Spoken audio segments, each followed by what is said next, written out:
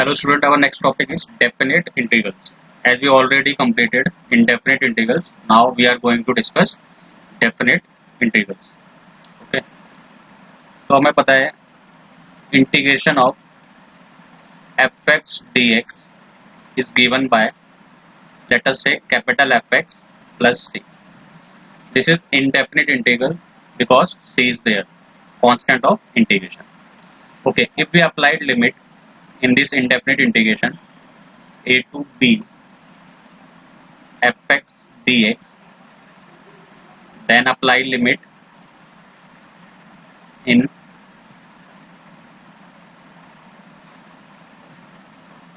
fx plus c from a to b. So this expression a to b fx dx is called definite integral. This is called definite integral. Okay, इस पर limit apply करते हैं. Upper limit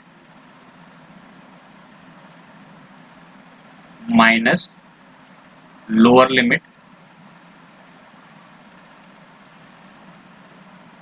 then this becomes f of b plus c minus f of a minus c.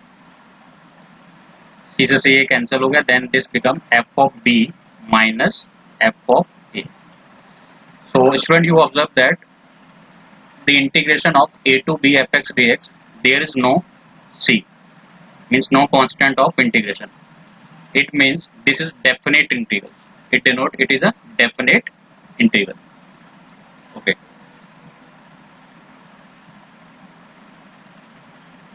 Okay, move to the next topic. What is the geometrical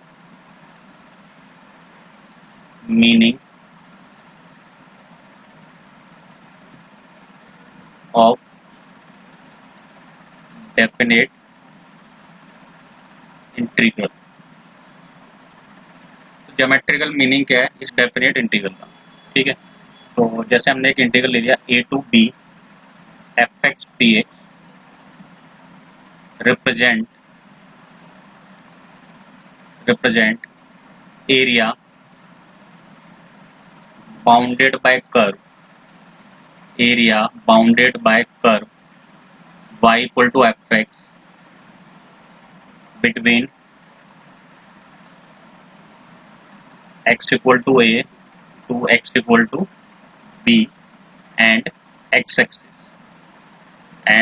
axis तो इसका geometrical meaning क्या होता है? Definite integral का जो geometric meaning होता है वो क्या होता है? a to b fx dx represent area bounded by curve y equal to fx between x equal to a and x equal to b and x axis. तो इसका मीनिंग देखते हैं. ठीक है, जैसे हमारे पास क्या है, कोई कर्व है, this is x axis and this is y axis. Let us say this is a curve. This point is x equal to a and this point is x equal to b. Now we can see that it represents area formed by the curve between a to b. Let us say this area is a1, this area is a2, this area is a3 and this area is a4. Then a to b fx dx should be equal to sum of areas a plus minus a2 plus a3 plus minus a4. Actually a to b fx dx represent algebraic sum of areas. So this is the algebraic sum of areas. ठीक है, so definite integral a to b represent area between x equal to a to x equal to b and x axis.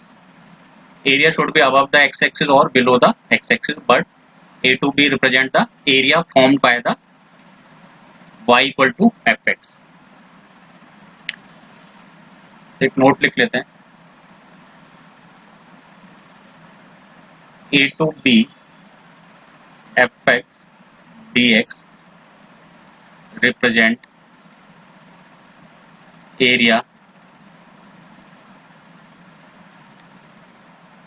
between x equal to a to x equal to b and x axis. But जो area है हमारे कैसा है, algebraic sum. ठीक है, तो ए से B जो रिप्रेजेंट करता है वो algebraic sum of area represent करता है between x equal to A and x equal to B and x axis. ठीक है, note number 1,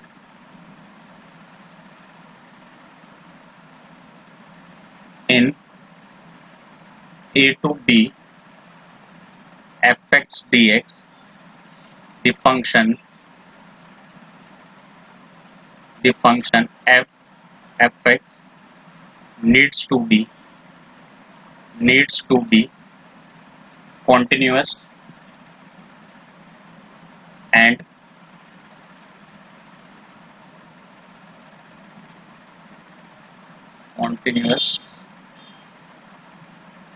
in the interval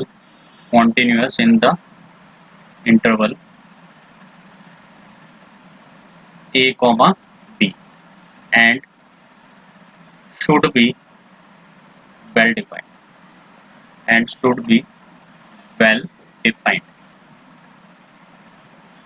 तो जो a से b है कोई फंक्शन है एफ एक्स डी एक्स, अगर ये इंटीग्रेशन रिप्रेजेंट करता है तो फंक्शन शुड भी कॉन्टिन्यूस होना चाहिए, फंक्शन को क्या होना चाहिए, कॉन्टिन्यूस होना चाहिए एज वेल वेल डिफाइंड होना चाहिए।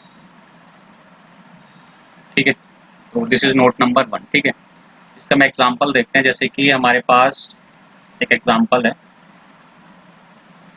0 to 3π/4 10x dx। अच्छा, 0 से 3π/4 देखते हैं 10x dx। ठीक है, तो क्या इसका इंटीग्रेशन पॉसिबल होगा क्या? ठीक है, मैंने क्या लिखा है, a से b अगर एफ एक्स डी एक्स हमें फाइंड करना है तो फंक्शन को क्या होना पड़ेगा, कॉन्टिन्यूस तो होना पड़ेगा, साथ में क्या होना पड़ेगा, वेल डिफाइंड भी होना पड़ेगा। तो हमें पता है जो 10x होता है वो x इक्वल टू π/2 पे क्या होता है, नॉट कॉन्टिन्यूस होता है, कॉन्टिन्यूस नहीं होता, डिसकंटिन्यूस होता है। तो 0 से π/2 तो इसके पीछे कहीं लाई कर रहा होगा। अगर इसको डिफाइन होना है तो इस इंटरवल में इसको कॉन्टिन्यूस होना पड़ेगा, बट x इक्वल टू π/2 पे क्या है, कॉन्टिन्यूस नहीं है। तो अगर इस केस में देखें तो नॉट पॉसिबल। अगर ऐसे हम इंटीग्रेशन फाइंड करेंगे तो ये पॉसिबल नहीं होगा, because at x equal to π 10x is discontinuous, 10x is discontinuous. तो क्या हम इसका इंटीग्रेशन फाइंड नहीं कर सकते क्या? कर सकते हैं फाइंड। ठीक है, बट इसको डिफाइन करना पड़ेगा। तो हम क्या करते हैं, पहले 0 से लेके चलते हैं π/2, क्योंकि π/2 पे क्या डिफाइन है, तो π/2 नेगेटिव की तरफ चलते हैं 10x dx, इसको स्प्लिट कर रहे हैं हम। ठीक है, इसकी जो लिमिट है, और फिर π/2 प्लस से चलते हैं 3π/4 तक 10x dx। तो इसको हम ऐसे रिप्रेजेंट करके, इस फॉर्म में रिप्रेजेंट करके we can find the integration of 10x from 0 to 3π/4 because at x equal to π/2 10x is discontinuous. Similarly, we have another example. Let us say 0 to 3/2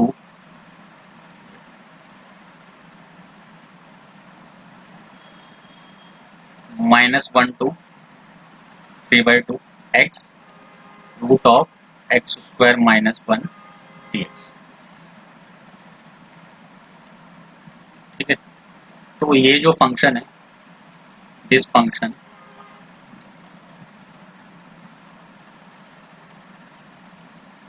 is not defined in -1 to 1। तो ये -1 to 1 में क्या defined नहीं है, means -1 से ज्यादा के लिए और 1 से क्या कम के लिए, इस वाली लिमिट में ये फंक्शन क्या डिफाइन नहीं है। ठीक है, क्यों? अगर हम -1 से थोड़ा सा ज्यादा वैल्यू लेते हैं मीन्स 0.99, तो ये क्या होगा, स्क्वायर रूट क्या आएगा, नेगेटिव आ जाएगा, और स्क्वायर रूट नेगेटिव क्या होता है, डिफाइन नहीं होता। सिमिलरली अगर हम क्या करते हैं 1 से कम वैल्यू लेते हैं तो भी ये डिफाइन नहीं होगा। ठीक है,